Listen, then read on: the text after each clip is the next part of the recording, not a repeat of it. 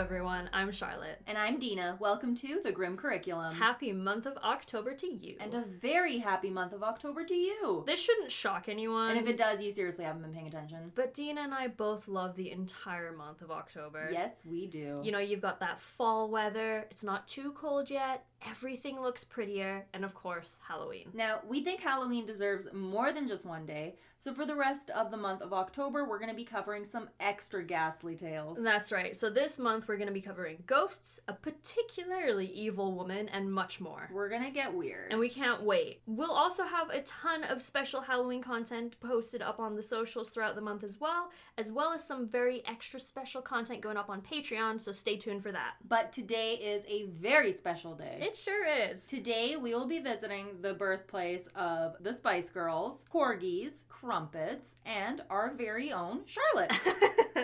So when we were doing research for this, I was kind of thinking about like the differences between North America and the UK. And for me, one of the huge things is how old our buildings are. Like, just for example, the cathedral in the city I was born in is over 900 years old. That's amazing. A lot of cities in the UK, like, they still have the original Roman walls that surround them, which is super cool. Like, many houses that people still live in today are hundreds of years old. So to me, with all that history, it kind of makes sense that shit's gonna be a little bit haunted. You're gonna get ghosts. Exactly. Now, with that being said, it's time to get into today's episode. So today we're gonna be talking about Borley Rectory, also known as the most haunted house in England. This place was built back in 1862, and the strange reports began almost immediately. It was located on Hall Road near the Borley Church in Borley, Essex, England. The building burnt down in 1939, and it was finally demolished in 1944, but that didn't stop the activity, and it's reported that whatever was haunting Borley Rectory moved into the church across the street. With the exception of our Haunted Dolls episode and our paranormal listener stories, we haven't had much of a chance to talk about this kind of stuff. And I don't think we could have picked a better place to talk about. Yeah. This is one of those places where the reports are not only made by countless people over the course of literal centuries, but the reports are non-stop. It's almost as if this place was and is still alive with the spirits of those no longer there. But before we get into tales of ghosts and things that go bump in the night at Borley Rectory, we want to go over a few things.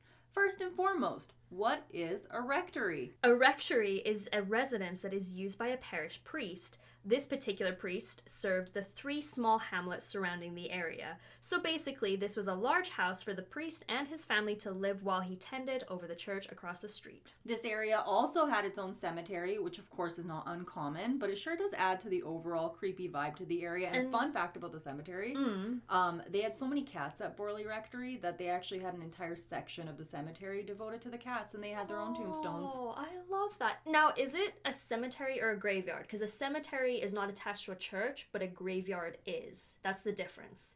Well, then it's a graveyard. Okay, cool. Just then checking. It's a graveyard. Yeah, I my morbid curiosity, that's like a little fun fact for y'all. Yeah, if it's a graveyard, it has to be attached to a church, but a cemetery is not attached to a church. Morbid lessons with Charlotte. There you go. I dig it. So speaking of creepy, let's talk about what the place actually looked like.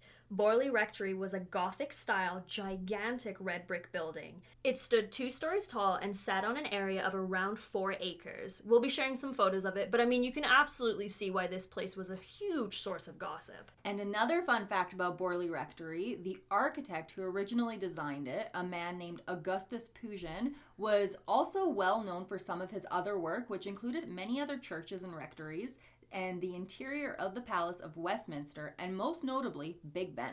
The rectory itself was built for the Reverend Henry Dawson Ellis Bull in 1862, and he moved in around a year later. It's incredibly interesting to note that this is not even the first rectory that was built on the land. The rectory that stood there originally burnt down in 1841, which is kind of interesting considering Borley also burnt down. And some would argue that it did burn down under mysterious circumstances, but we'll get to that a little bit later. This actually caused Borley to be a source of local gossip when it was first built. I think even back then, people couldn't argue that the building itself was creepy looking as hell. The fact that the building that was there before also burnt down only made the locals talk about it even more. The people who lived in the area actually warned Henry Bull about living on the property due to the many reports of it being haunted.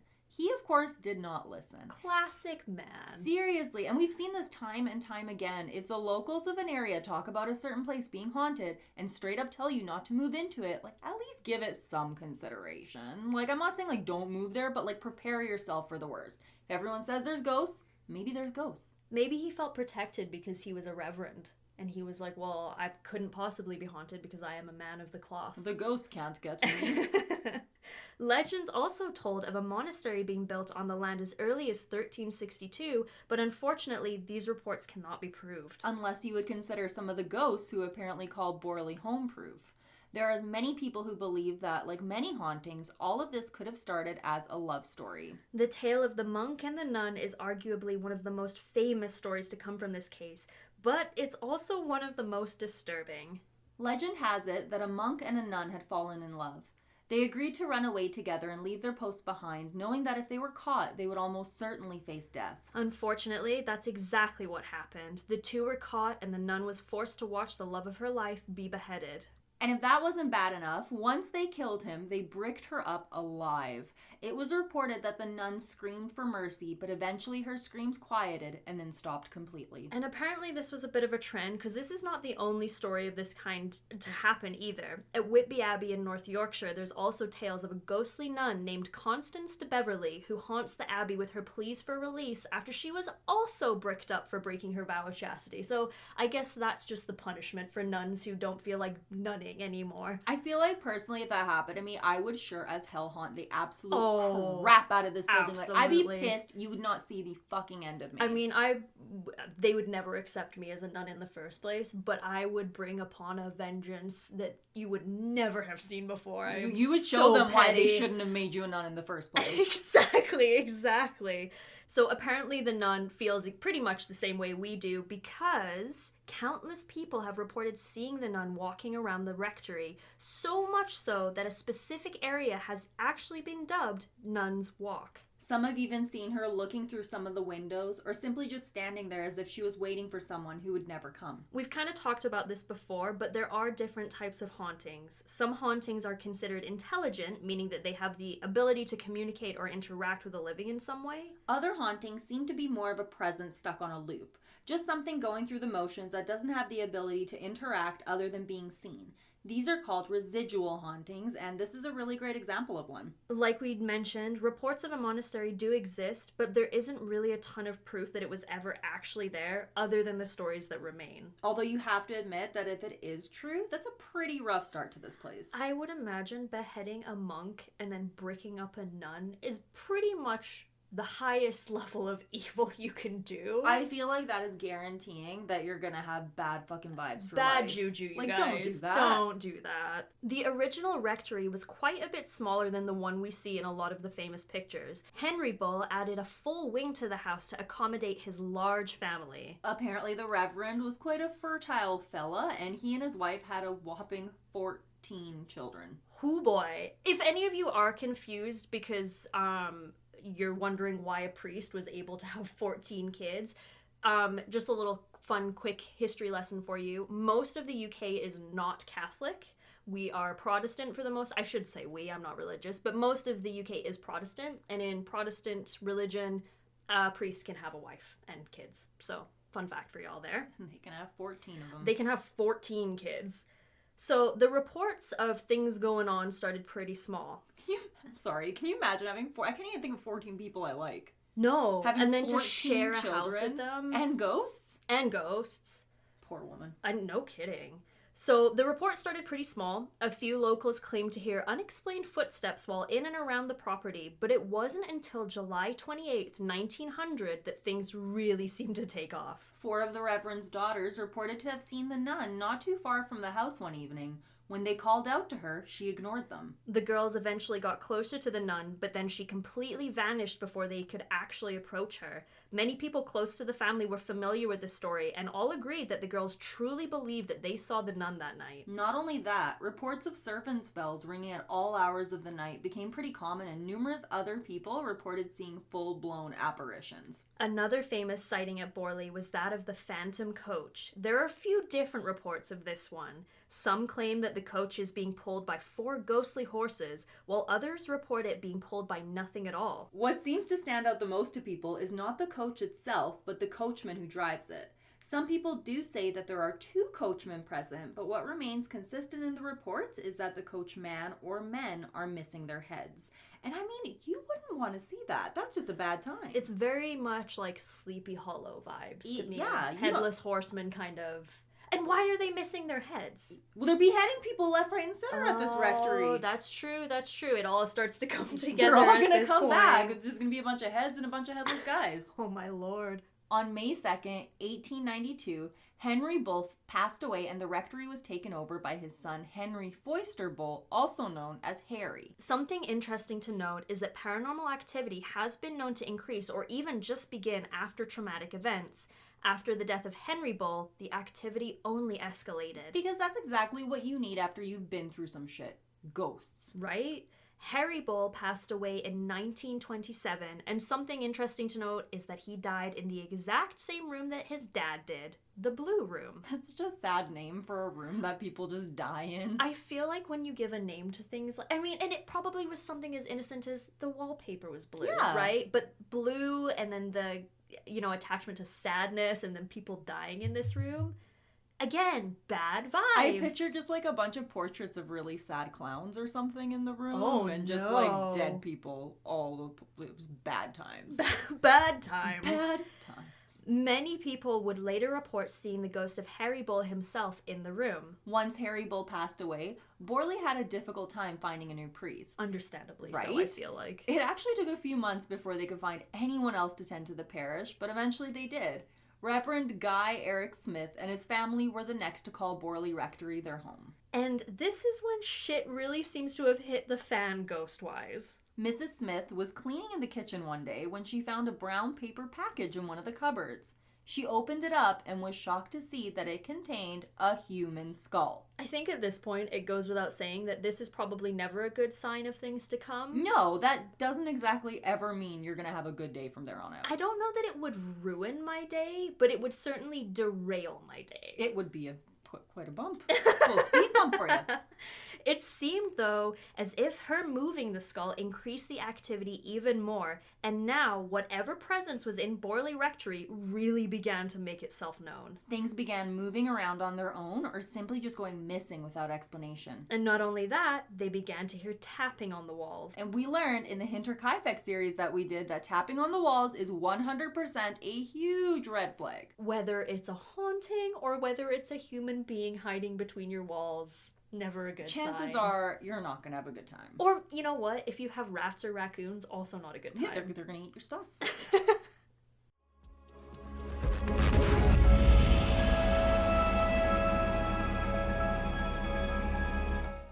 Hello everyone, I'm Charlotte. And I'm Dina. And we want to share some very exciting news for you. We have partnered with Udi for the month of October. Udi makes incredibly comfy and adorable oversized blanket hoodies, and I have to tell you, these are a lifesaver in the colder months. Seriously, there's nothing like getting comfy and cozy with your Udi and a true crime documentary on a cold day. You could not be more right. Udi also makes weighted blankets, sleep teas, and more. And the best part is that now, if you use the code THEGRIMCurriculum when you place your order, you will get $35 off that order. That's code THEGRIMCurriculum. All one word. Nice work. And we know it's October. You probably don't want to think about Christmas, but these make amazing gifts for a loved one or for yourself. So make sure you visit theoodie.com to place your order today. That's THEOODIE.com. And that code one last time is TheGrimCurriculum for $35 off. Check it out, and thank you for listening.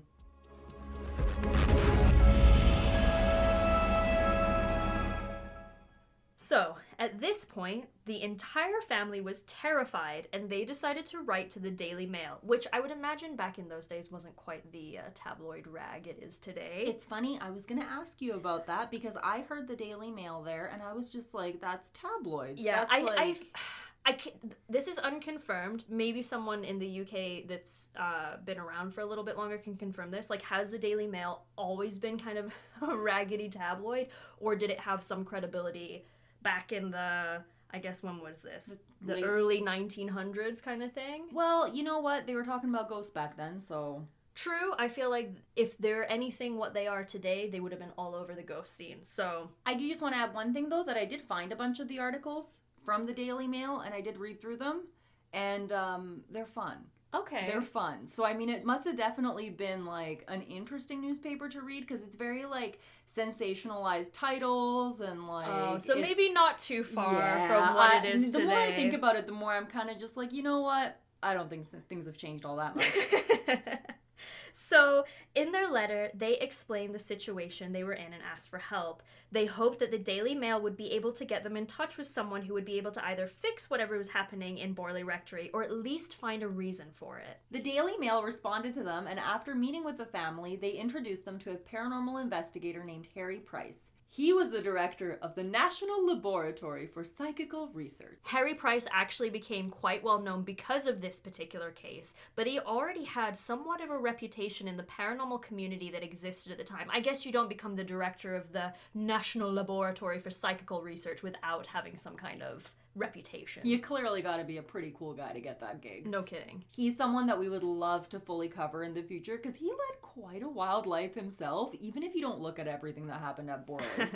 So like we've mentioned in a few episodes, there was a huge interest in the supernatural and the occult during this time, especially in the UK. There were a lot of mediums and other types of investigators that were considered the real deal, but many more that were considered absolute frauds and were accused of taking advantage of desperate people wanting to talk to their passed on loved ones. He was actually well known for debunking these kinds of cases and dealing with frauds, so he seemed to be the best man for the job. However, instead of debunking anything, his introduction into Borley Rectory only seemed to awaken the spirits even more, and things began to get violent. Objects were now being thrown at people, and the spirits seemed to be trying as hard as ever to communicate. Activity in the Blue Room also increased during this time too. The Blue Room itself seems to be a hot spot in this house for sure. Not the only one, of course, but one of many. And that doesn't really surprise us too much considering we know at least 2 people died in that room. So I mean, if it was going to be any room, it makes sense that it would be this one. The news of what was happening at Borley Rectory began to spread with the introduction both of the Daily Mail and Harry Price,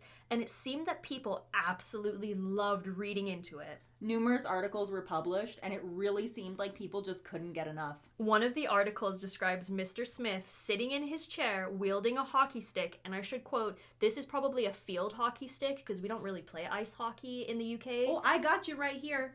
He was originally from Canada. Really? It was a hockey that's stick because he was a amazing. hockey-loving man. I love that! Right? Well, you know what? I love to be corrected when it's something fun like that. Right? You know what? That was a hockey stick because I read that too, and I was like, was it a hockey stick? I love that. It was a hockey stick. Amazing. It's just such a fun image. I love know. it. I love it. So the newspaper article says, One night, Mr. Smith, armed with a hockey stick, sat in the room and waited for the noise. Once again, it came, the sound of feet and some kind of slippers treading on the bare boards. Mr. Smith lashed out with his stick at the spot where the footsteps seemed to be, but the stick whistled through the empty air and the steps continued across the room. he tried to give that spirit a slap shot. He did. That particular article talks about various servants seeing strange things, including the nun and the phantom coach. Other articles, and again, this is why I loved looking into these articles because these are fun, they included titles such as, "We saw the ghost of a beautiful nun walking through the church grounds," Like, straight to the point. and "Where the ghost threw the tooth glass at the headmaster." Do you know what a tooth glass is? So neither of us were sure, so we decided to look up what a tooth glass is, and it is a glass for your dentures. Again, people around me, like my friends and stuff growing up, always kind of made fun of the fact that because I'm British and like the English have some fun names for things that seem very like nonsensical and like kind of wishy-washy and silly. But tooth glass, it sounds so obvious, but we don't have things like that these days, so I don't know. I feel like for us we would just call it like chasha zazube, which is just like a glass for your teeth. In Bosnian? Yeah. I love it. I keep saying that. I love that. I'm loving all the things today. So, it's a good day to love things. Oh, man. It's the ghosts. They're a good influence on us.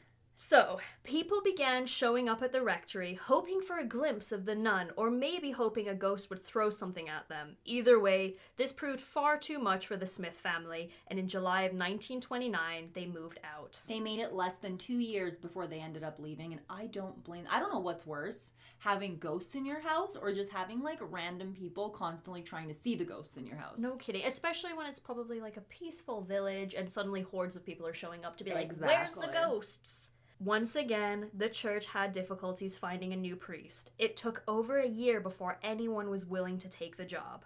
In October of 1930, a man named Lionel Algernon Foyster became the new rector to the parish. And if the name sounds a bit familiar, it should. Reverend Foyster was related to the Bull family. And surprise, surprise, things only got worse from here. The violence only increased, and unfortunately, it began to target his wife, Marianne. And when we say that things got bad, we mean it. The Foysters reported that Marianne was not only having objects thrown at her, she was being physically assaulted by whatever this was. It was slapping her, knocking her down on the floor, and she reported that it almost completely pulled her out of the bed on multiple occasions. Gives me very much Paranormal Activity, 1930s style. Oh God, no thank you.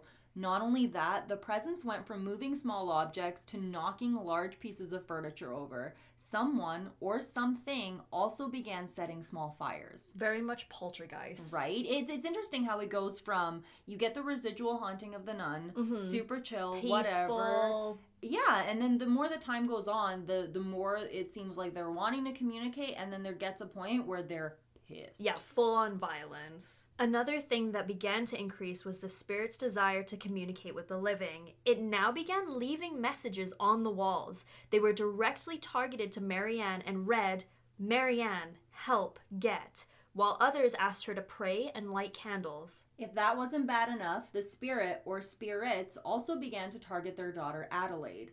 It pushed her down on numerous occasions, and it seemed to like throwing things at her. Reverend Foyster had Harry Price come out and stay at the house to investigate. The Reverend also attempted to perform 2 exorcisms on the house, but was met with even more violence from the spirits, and they began throwing stones at him, some as large as a fist. It was also around this time that Harry Price conducted his famous wine bottle experiment. He placed 2 closed bottles of wine out on the table. Witnesses claim that the wine in one of the bottles turned to perfume, while the other one turned to dark ink. I'm not really sure what the idea behind this experiment was. Look what I can do! I guess so, right? The family put up with this for a few years, but eventually moved out in 1935 when Reverend Foyster's health began to fail rapidly. I'm going to go on a bit of a tangent, so don't mind me, but this whole thing reminds me so much about the movie The Others. Yes, definitely. So it came out in 2001, so you can't get me for spoiling it, but at the end of the movie, it turns out the main characters are actually the ones that are dead, and the ghosts are the people that keep moving into the house. I want to clarify that I'm basing all of this on like what was actually true, which it may or may not be, but the ghost trying to communicate and talk to her by writing things like that, it really makes me think of that movie. And it took place about 10 years before the movie set, but I couldn't get it off my mind. Like, what if something was there, and what if it didn't even know it was dead? It just knew it had intruders in its house. True. I mean, the residual hauntings are just kind of there. They just exist. Like we said, it's kind of like they're stuck playing on a loop. But with intelligent hauntings, we don't know. Like, this could possibly be the case, which, if that is true, that's an incredibly tragic way to spend the rest of eternity, is trapped in this weird limbo in between. Not knowing you're there or why you're there or even that, like, what everything else is. Yeah, because if you do parallel it to The Others, maybe the ghosts that were throwing things around thought that the family was the ghosts in this case, right? That's what I was thinking. Yeah. It's just like they're trying to scare them away and be like, ghosts, get out. But yeah, but it's like, no, sorry, you're the ghosts. So at this point, the church seemed to give up on finding a rector that would live at Borley for more than a few years, so they decided to decommission the house, and the building stood vacant for 2 years. The next person to move into Borley Rectory was none other than Harry Price himself. He had to essentially beg the owners of the property to allow him to rent it, and it took time, but he eventually wore them down. He actually took out a 1-year lease on the place. He ended up bringing a team of investigators and sought out to finally explain what was actually happening at Borley Rectory. He put an ad in the Times on May 25th, 1937 in their personal section. It read, "Haunted house. Responsible persons of leisure and intelligence, intrepid, critical, and unbiased, are invited to join rota of observers in a year's night and day investigation of alleged haunted house in home countries. Printed instructions supplied. Scientific training or ability to operate simple instruments an advantage. House situated in lonely hamlet, so own car is essential. That last line, own car is essential. You can come stay in this house for a year and look for spooky ghosts, but you have to have your own vehicle. You gotta get here yourself. And soon enough, he was able to put together his ghost hunting team that would stay with him for that entire year. He made every single member of his team sign a haunted house declaration form where they each had to swear that they were not members of the press, that they would carry out their role to the best of their ability, and that they were not allowed to write or lecture about their experiences there. This, among many other things. It was an 11-point form that they had to sign off on before they were even allowed in the house. The team set up an observation room in the library of the house where they ate their meals, wrote about their findings, and took their breaks. We were actually able to find a recounting of what a typical day would have been like for them. They would take regular tours of the building and the property itself in order to watch and listen for anything strange. They also had someone stationed at the small summer house that sat near Nun's Walk a half an hour before dusk to half hour after to watch for the nun. Another person would be set up in the blue room where they would sit in complete darkness for an entire night. No, absolutely not. It's a no for me. I feel like even as a human being in the dark, you would start to see and hear things regardless. You're stressed out already. You think the house is haunted. You're going to go crazy in that room. I mean, if you've ever been in a dark place staring in one direction, your mind does start to play tricks on you, Absolutely. right? So once they were finished at whatever post they were assigned to, they would then write a report about their visit that day or evening, and they would have to submit it to Price at his office at the University of London Council for Psychical Investigation. Interestingly enough, the majority of these reports are still available to be seen in London, and I would personally love to see them in person. I would love to go see them. They are kept in the Borley dossier, which is a part of the Harry Price collection at the Senate House in London. These contain the accounts of 48 people, and some of them are detailed to the minute. And now you can find bits and pieces of these on Harry Price's, there's a Harry Price website, .uk.co or something like that. Oh, .co.uk. .co.uk, yeah. And it has all of his findings. There's actually a Borley section where they talk about all this, and I couldn't get the full info, but it's all there and you can see it in London. Absolutely. So we should go to London sometime and check this shit out. I am so down to take a visit to the old country. They conducted various investigations, but arguably one of the most famous ones was a seance that was conducted in March of 1938. Harry Price and his team claim that on this date, they were able to contact two spirits. One of them told them that her name was Marie Lair and that she was the nun who had died on the property. She told them that she broke her vows and left to stay with the man who lived on the property at the time, Harry Waldengrave. The two married, and the nun thought she had found true love. This was unfortunately not the case, and her new husband not only murdered her, he buried her in the cellar. These poor nuns can't catch a break. I think maybe this place is just haunted if you're a nun. Get the fuck out of Borley. Borley is not for you. The second spirit claimed to be that of Sunex Amurs, and this spirit did not give a ton of information about itself. It did, however, claim that the rectory would burn down that very night. He also said that when the rectory did burn down, that human remains would be found. However, that didn't happen. Not the following day, anyway. Harry Price spent the entire year at Borley Rectory with his team and would leave once their lease was over. In December of 1938, Borley Rectory would see its last new resident, Captain William Hart Gregson. Upon moving in, it's said that his dog came up to the house and ran away in fright, never to be seen again.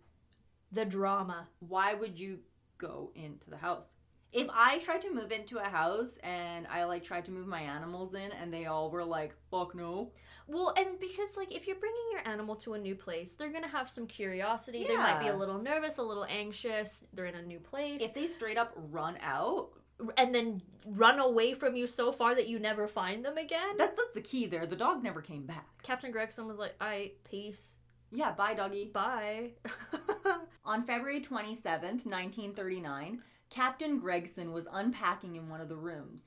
He accidentally knocked over an oil lamp, which caused the house to go up in flames.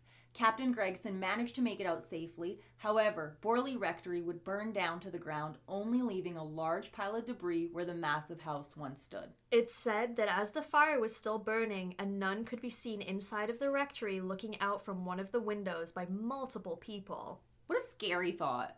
It's very cinematic. It is. It's all very cinematic. It's drama.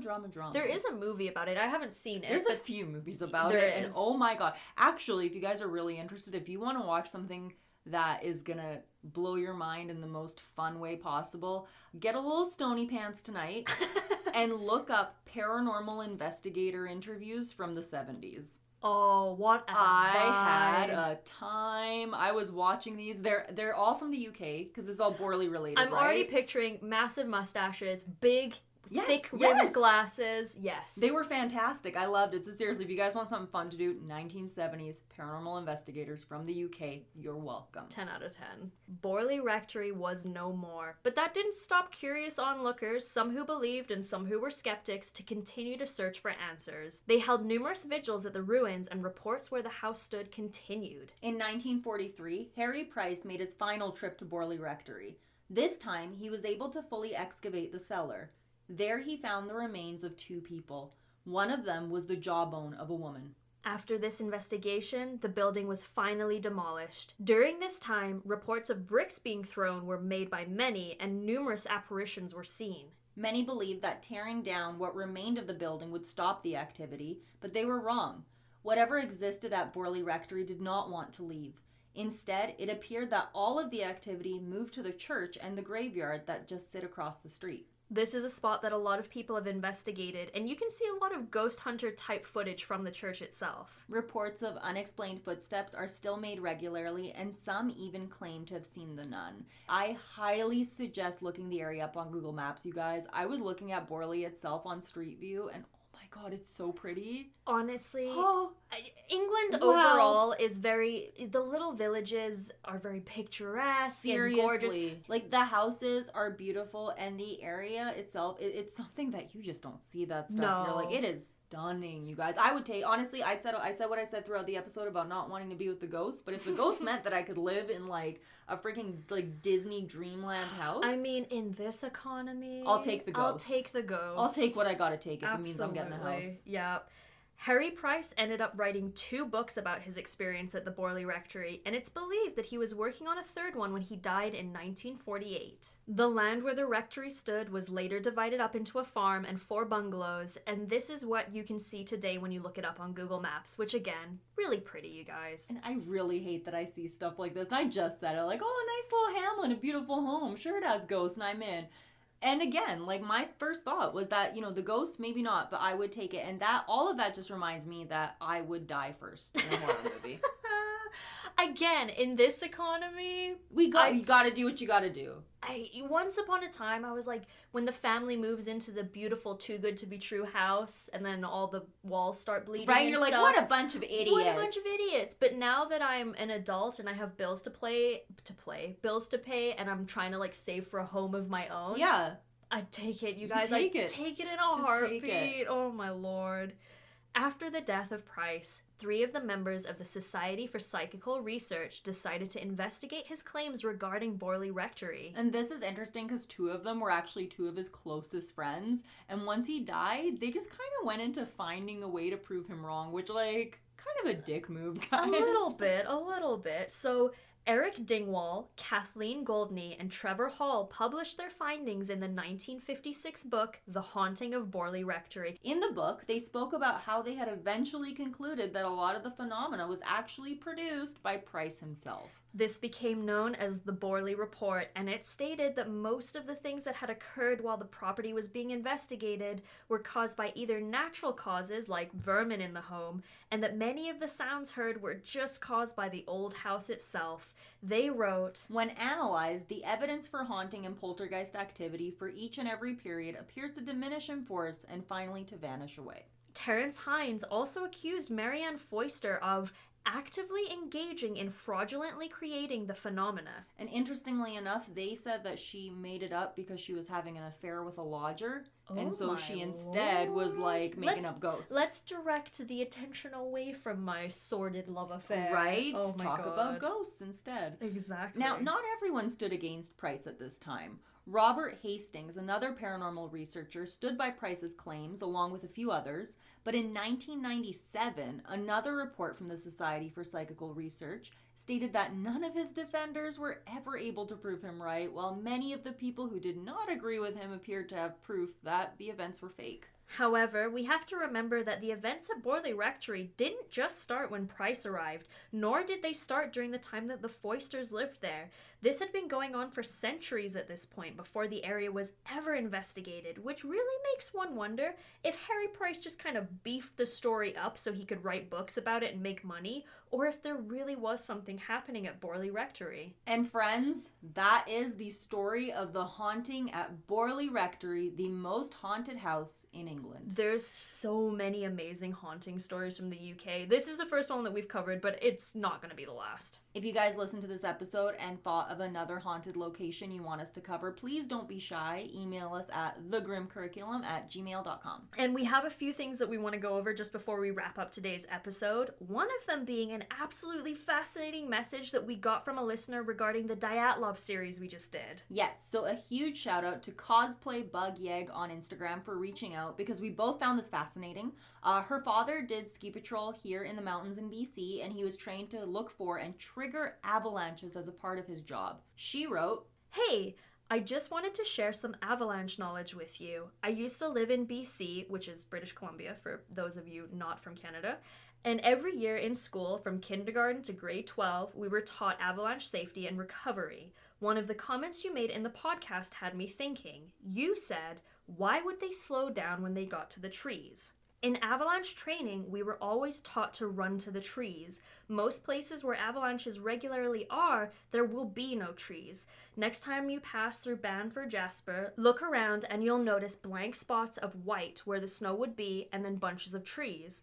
The white area is where the snow often slides down the hill. So running for the trees increases your chance of survival because chances are an avalanche probably won't hit there. Now, if the avalanche is big enough and hits the trees, your chance of survival there is also still higher. Trees will break up the moving snow. Snow in avalanches acts like water, so think of trees like stones on a river. The water moves around the rocks, but usually doesn't move the sturdier ones. Same logic with the trees. Get behind one, grab it, and hang on tight. Another thing to think about, you can sometimes hear and feel avalanches coming. If this were the case, they may have had enough time to cut open the tent and start running. Another thing of note, if I remember correctly, not all the bodies of the people in the areas that were not in the tree line were very deep in the snow. If these hikers were as trained as you know them to be, they would know another fun fact about avalanche survival. If you are ever caught in an avalanche, swim. If you use your arms and legs like you're swimming, it keeps you from getting buried too deep. It could also explain why the tent was found not super buried. A tent flopping around in moving snow may have had similar movements to swimming, which would keep it higher up. I also have a theory as to why they may have thought it was safe to tent there. You can test to see if there is a slab avalanche growing. Basically, what you do, and my dad used to do this when he worked on ski patrol at Ferny Mountain, if you take a shovel and cut it into the snow straight down, you can see the layers of snow this way. A slab avalanche happens when there is a weak layer or powder layer of snow with additional heavier layers of snow on top.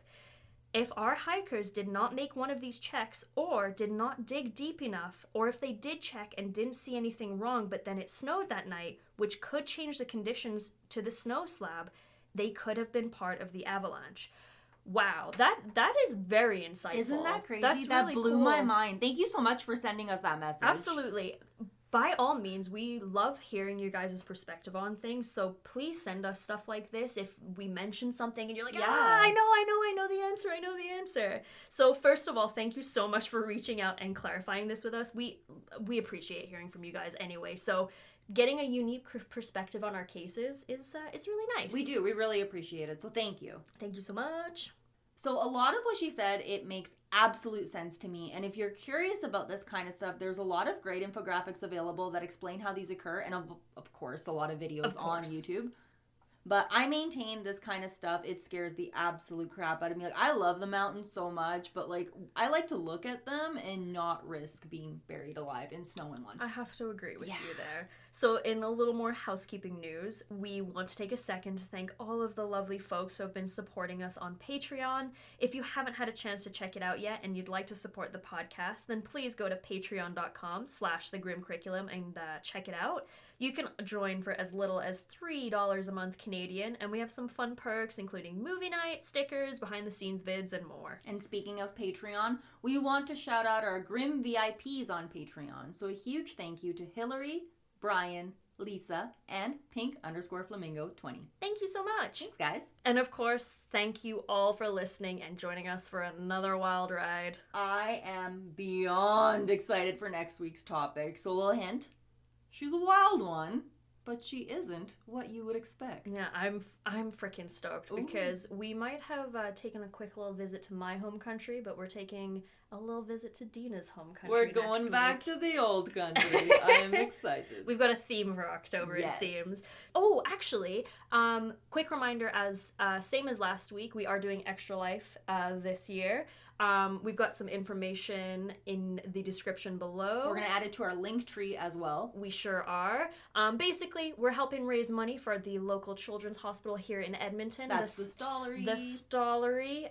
We're going through Extra Life. I've done it a few years in a row now. Dina has joined the team. We are the Stream Daddies over at extra-life.org. So if you want to check us out and throw some money to some kids in need, we would love that.